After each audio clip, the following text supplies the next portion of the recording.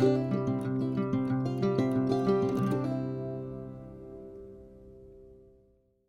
remember being on Oprah's 45th book club, and we had this thing. I was actually on one of her shows, okay, not as a guest in the audience, but actually a guest on the show. And there was this technique. We had to pause between certain takes and look in a certain direction, and so I'm trying to practice some of those things now. So I actually have a picture of my cat Bailey up here, which is where the camera is, because if I look straight on, then it looks as if I'm looking at somebody over in the other direction. But if I look towards the camera, where I have the picture of my cat Bailey, then I can talk to Bailey, and then it'll be straight on, at least when I view it. So it's a funny little quirky thing, but it's one way that you make your videos. Okay, this is not about how to make videos. This is about creating and a little bit of counsel, a little bit of things that I could pass on, because, you know, I'm a retired counselor, but I did counseling for a long time. So it's not as though I just shut it off. So what is it I'm going to talk to you about today? You know what? I should have brought my journal notes because it's all written down. But it's about joy. It is about joy. Okay. But first, the knitting, all right? I purchased this white wool called Heritage Silk. And I got it from the wool shop, and it is about $28 a ball. Like, it might be cheaper somewhere else, but I think that's what I paid for it. I know it's expensive. The wool that I look at in the wool shop, this lovely, lovely wool shop, that when I walked in, I said, I'm in heaven. There's so many kinds and varieties and colors. Boy, I like the colors. And a lot of them are like $18 to $30, $32. So you really have to know what your project is, what you want to do, and choose your wool well. But the great thing is about this shop is that she will give you refunds or exchange on your product. But so far I haven't done that because I like everything. However, having said that, knitting with this heritage wool, 100% merino wool, and I guess it's, I don't know why they call it heritage silk. Must have some sort of silky fibers in it. Anyway, I'm on my third project with it. Tore out, ripped out, what is it they say? Frog it. Frogged the other ones. That's frogged, like rip it. And now I'm on my third project because certain wools will lend themselves better to certain projects. And the project I was working on originally was coming out way too lumpy, and I didn't like it. So this is the third one I'm on, and this is also a learning curve for me, in that I am creating an eyelet effect. Let me see if I can do this. How can I show this to you? Let me just say, it's a basic pattern, or not pattern, it's a basic stitch where I knit one, yarn forward, knit two together, and then it creates the little holes that you see. There you go. And I just decided I'm going to do that. Look, I ripped out the previous product and left this in. There's about 30 stitches in there. So, and then I just thought, wonder what would happen if I did that, knit one, yarn forward, knit two together, and just went across, and then your return row is just a straight garter stitch. And I think it's turning out pretty nice. It tends to be sort of a lumpy wool anyways, and you can kind of see that in the wool structure. It's got this, it's not really smooth lines. So I think it's lending itself well to this particular kind of shawl design. That's what I'm making, a shawl. And the other thing is I start with, I just feel like why try to learn several different kinds of patterns or get engaged in several different kinds of patterns? For example, I have a girlfriend, and she chooses what I call these elaborate patterns. She will choose a pattern that requires a lot of learning skills, and she does master it. But to me, it's like, why not just take one pattern and do it well and develop your tension and your skill, and then you choose different wools that changes the whole look of the pattern. So that's what I'm going to mention here. So I take my basic pattern of starting with 3 stitches, and you increase on one side. So you can see the increase here, and then there's the straight side. And then that straight side ends up being, you know, part of your shawl. And the variation is in, let's say, the stitch you use or the kind of wool that you're using. So this was the Heritage Silk. It's a Canadian wool made by some people out west. Sorry, I didn't bring my labels with me. This is a wool from Nova Scotia. It's called Artist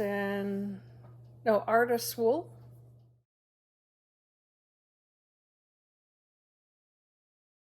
See how it looks different? It just has a different sort of texture or look to it. Now, here's one of my favorites. And I thought, if this is going well with this is actually some leftover wool from a previous shawl I was making. And then I thought, well, what about some nice bright colors? Because I like bright colors. How will that knit up? And this is how it's knitting up. It's getting a bit caught here. Originally, I was just knitting 3 stitches, and then you increase only on one side and you've got a straight edge. And it was just lines. I just thought, well, this is not really highlighting the colors and showing them off. So I started into the what I'm calling the eyelet stitch. I don't even know if that's the name of it, but gotta look at the camera in the right spot. It shows off the colors nicer. See how it bunches them up? So far it's working that way. And what I do is then I increase on the one side, and I knit until I get 150 stitches, and then I start decreasing, and then you get down to 3 or 4 stitches at the end and finish off your project. And then a lot of times I will take maybe the same wool or a contrasting wool, and I will crochet a nice edge. Then the other thing is that you can use the same pattern and really develop a skill well. And in this case, I'm working on 3 different things, and that's another thing you can do, work on 3 different things at the same time so that you don't get bored. And so these are different size needles. This is a 3, this is a 4, and this is a 5. I didn't realize I had done that, but that's the way it goes. And again, they just knit up differently with the different wool, different size needles, and yet it's the same pattern. It doesn't really look like the same pattern, does it? And you can have some fun with it. And so I'm calling these my summer shawls. Maybe this will be the spring and fall. Just a lot of fun color to it. Now, I'm just going to give you a little pointer here. I had a mishap yesterday with wool, the perils of knitting. I keep most of my needles in this bag, and I actually take this bag to church with me, and I knit. And I try not to lose my needles, because one time I did, I lost some of my needles. So I try to just fill up what the project that I'm working on. Well, yesterday, this was on the corner of my couch, and I just came into the room and I plopped down on the couch really quickly. I don't normally sit on the couch that way, but I did for some reason. And my, let's say my thigh close to my rump, this needle went into me about that much, and it was stuck in my leg, and we couldn't get it out. It went right into the muscle, and my husband said, let's go to the hospital, but you can imagine what that's like, waiting in line and so forth. So I just slowly put a cotton ball there and twisted very carefully because it was very painful to come out. Then applied pressure, cold compress, and all that sort of stuff. And I checked with the doctor's office, and my tetanus shot was still good. So I'm good. So you need to be careful. And now I'm just going to change the way that I arrange my knitting in this living room area. Let's see if I can turn the camera around. Can I do that? No, I can't. Okay, well, this is where I sit in my corner couch. And see my knitting all piled up. And it's cleared away on this side because I tend to sit more on that end of the couch. So, and I bought a Central, I'll talk to you about that some other time, Central knitting machine to knit up some socks. And I'll talk about that in another video. Okay, so I'm going to do some knitting, and I will get my journal notes, and then I'll share some thoughts on the day regarding joy. And I may not have mentioned this, but my theme this year is called Comfort and Joy. And it's because I'm 68. The motivation and the psychological aspects behind this is that I'm 68 and I've gone through enough stuff and made enough sacrifices in life and volunteered and worked and done all kinds of stuff that I don't really need to get myself out into a new project in the community. I need to just take a break and pull back and not feel bad about that. And my theme is comfort and joy. So being creative means pulling in all kinds of different things into your life. And I'll share some notes on that. Anyway, so here's my comfort and joy. One of the YouTube videos I watch is Life Over 60 with Sandra Hart. And she said recently that this year she's going to focus more on acceptance. And for me, as I've mentioned, I'm going to focus on comfort and joy. I'm reading from my journal notes down here because that'll keep me on track. So perhaps it's age-related, perhaps it's life-related, feeling that I've paid my dues in sadness and sorrow and hardships. Maybe you feel that way. And perhaps I will create a different focus in the future other than comfort and joy. But for now, as much as possible, I'm going to create and bring in as much joy as I can. So you can actually create life events to bring joy into your life. Researching some of the ways that we can bring joy into our life, I don't necessarily agree with all the points made, but there are a few, and one is to undertake a challenging activity. Sometimes knitting is challenging, especially getting that needle up through those 2 stitches together. And just a little tip here, I'm using aluminum needles, and they tend to slide more, but also they help out when I'm trying to get my stitch up through. Another tip is try not to talk or be distracted when you're trying to follow a pattern, which in this case is knit 1, yarn forward, knit 2 together, and up we go. And that's how I create that. Just knit 1, yarn forward, knit 2 together. You can see that. And then I'll insert a clip in here where I can actually do that and show you how I do that. So this is my colorful piece, and here's the straight edge on the left, on the increased edge on the right, and the beginning stitch I always increase 1, so you knit and then you pick up a stitch in the back of that loop, and then you end up with 2 stitches. That's how you increase. Then I knit 1, yarn forward, knit 2 together, which is not always easy. Get your needle up through that. Knit 1, yarn forward, 2 stitches together, knit, knit one, yarn forward, 2 stitches together, and you just do that all the way to the end. Okay, so learning anything new can be a challenge, and once mastering the skill, it can lead to a level of satisfaction and joy.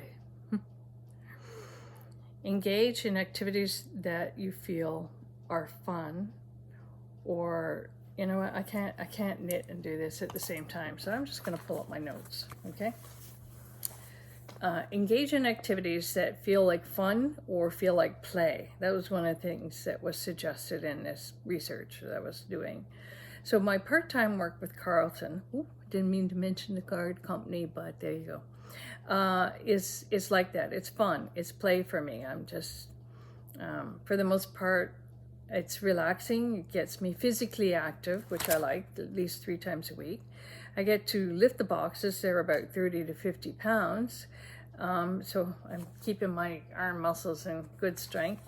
I get to sort and organize. I love doing that because that's in my personality. Set up, clean, straighten, and figure out the instructions for any special events like Valentine's or Black History Month. Sometimes there's special ways of setting it up, or different signs and things they want up. So my pay feeds my hobby. So it's not a lot of pay, especially compared to what I used to make in counseling, but it feeds my hobbies, and that is soap making, knitting, crochet, and woodworking. It helps support my desire to travel and go camping, which we plan on doing this year. Now, planning can be a source of joy. There's a lady, she was, gosh, what political position did she hold? The mayor of Mississauga in Ontario. And she just passed away, Hazel McCallum. She was 101. And 2 days before passing away, not that anybody knew that date, she was talking to a friend, and that friend said, Hazel, you know, like, what advice would you give to people coming up in the ranks, kind of thing? And Hazel said, have a plan, make a difference and have a plan, something like that. And I thought, oh, that's up my alley, because I'm a planner by nature. And I probably trained myself in that skill as well. So planning can be a source of joy, at least for me. When I booked Disney, the trip, there was lots to plan. The resort, the parks, air travel, taxis, food, packing, what clothes to wear. And I didn't pack the right things because we got really cold weather, but we made do.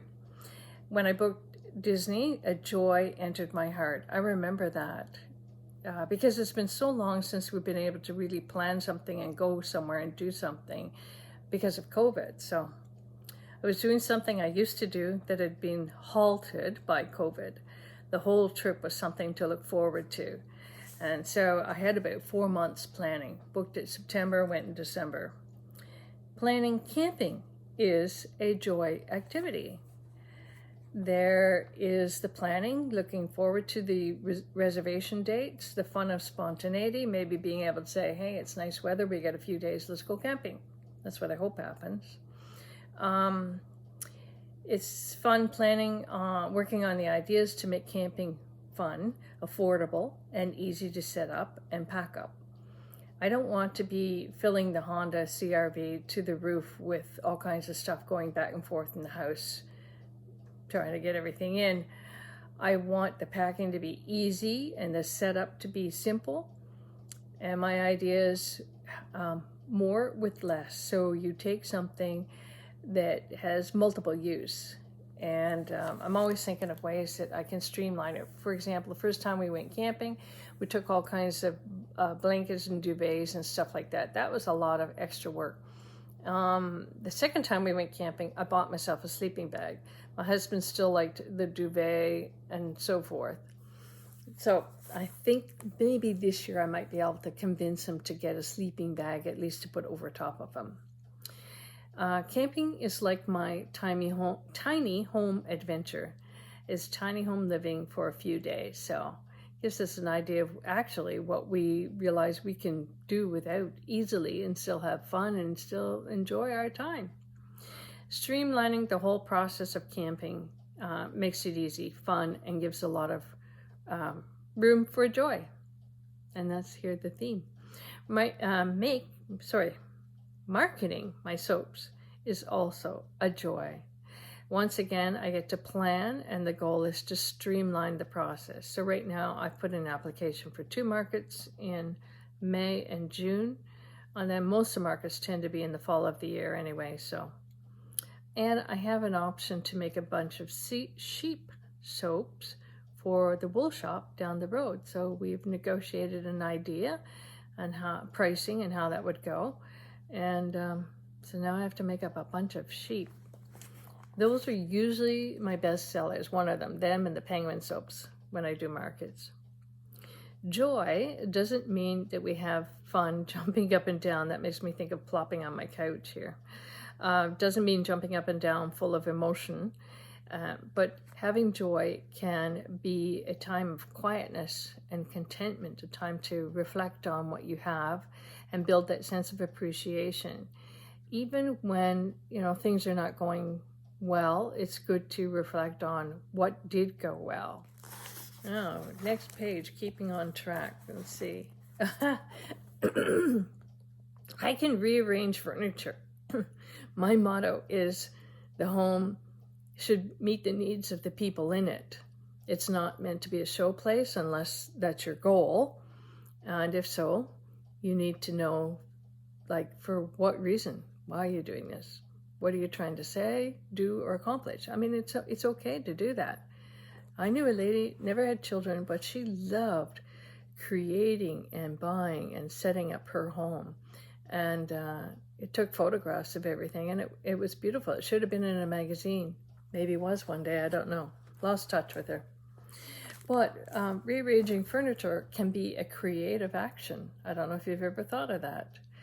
But moving the furniture in a certain way, especially if you work at home, it feels new, it feels different, and that can give you a sense of joy, a little spring in your step kind of thing, make you feel like something's different. And sometimes, they say, maybe there's a lot of phrases I knew growing up that a lot of younger people don't seem to know, but one is change is as good as a rest.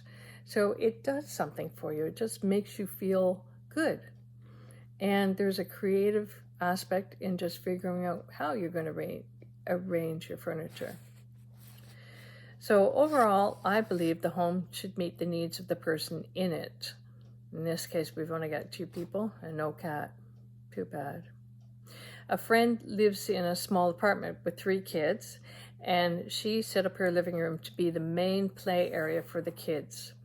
It will not always be that way because, kids grow and their needs change. But right now, this is it. This is her happy place for her kids, and happy kids equals a happy mama. So over the years, I traded my dining room for a comfy sitting room.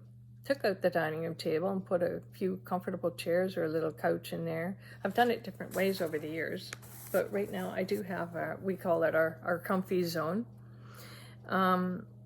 I have a main living room, which I'm actually sitting in, but the dining area is a comfy zone for reading, relaxing, sitting by the electric fireplace, whatever we want.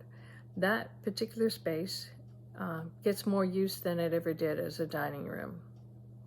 As one considers downsizing, and that's a little bit that I've been thinking about because I thought if we pass away, there's a lot of stuff to go through. So let's try to make it a little bit more simple.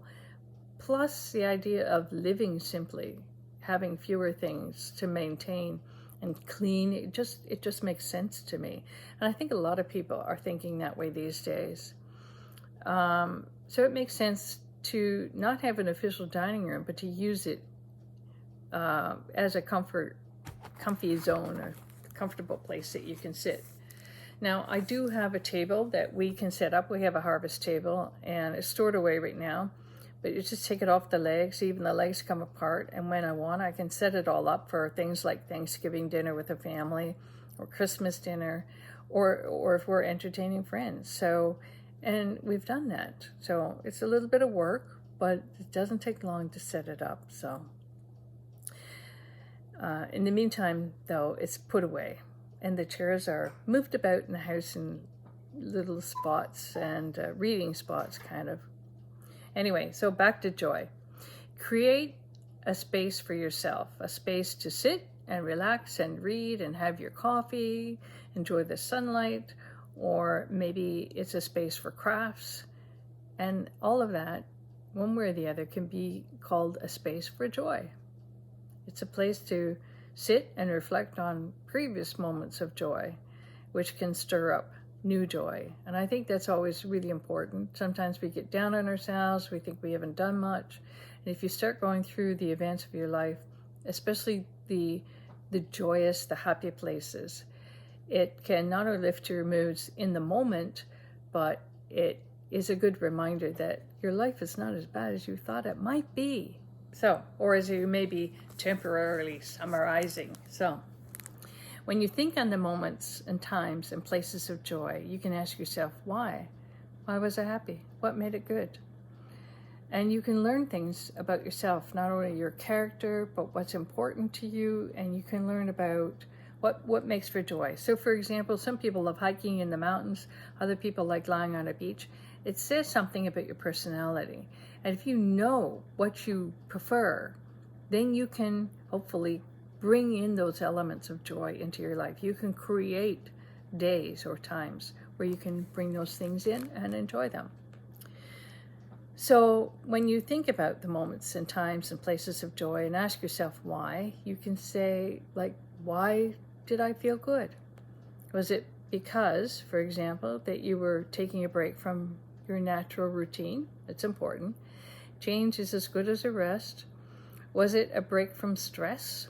And if so, what else can you do to reduce stress? What changes can you make? So it's a good reflective time. Or maybe there was something in your personality that was fulfilled in those moments. Know yourself, understand what makes you happy and joy-filled. Discover those elements and then see if you can pull them more often into your days. So sometimes joy is spending time with people that tend to inspire or challenge and encourage you. So you can call, text, email, send a card, connect with one of those persons today, and send joy, receive joy. And finally, create something today. Why? Why do that? Well, stirring up your creative energy actually improves overall health. Engaging in something creative improves brain function. These are good reminders of why it's useful. And it improves your mental health and physical health. Creating something new. My husband and I heard about a particular restaurant promoting their pasta meals. You might have seen the ads. So we decided to do a taste test. We ordered 4 pasta meals. The first one was last Friday. And since we don't eat huge meals, we find that one of those pasta dinners is plenty to split for each of us. So it's good enough for us. Saves a bit of money too. Anyway, we decided to do a taste test. We ordered 4 pasta meals, each one different. And we share the pasta meal, and then we're going to compare notes and see how we feel, which one we like the best, why. Would we order it again? So, and then that reminded me that I used to do these little taste tests with my girls when they were young, and part of it was to encourage their reading and writing. So I would get, let's say, 2 or 3 different kinds of popcorn, microwave popcorn, let's say, and we would put it in the oven and write down how long it took to pop and what it tasted like, and was there a winner and so forth. And I didn't tell my girls that I was encouraging their reading and writing skills at that time, but that's in part what I was doing. But it was fun too. We did that on a Friday evening. I was a single parent then, and one time my daughter says, "Mom, you know how to make things fun," and I suppose that's true. So we would do these taste tests: bubblegum, pudding, all kinds of things, whatever it was, and it didn't cost a lot, and it was fun and encouraged their reading and writing. So then I don't know. My husband and I were talking about, you know, what makes fun, what each of us finds is fun. And I have a lot of things, and he's going to be 80 next month. And I keep saying, you need to get some kind of a hobby. But we did talk about what makes for fun. And even though you may know the answer when you ask your partner, your spouse, your loved one, it's still fun to hear it. And it's fun to encourage that interaction. Fun, joy. So what's my last line here? I don't have one.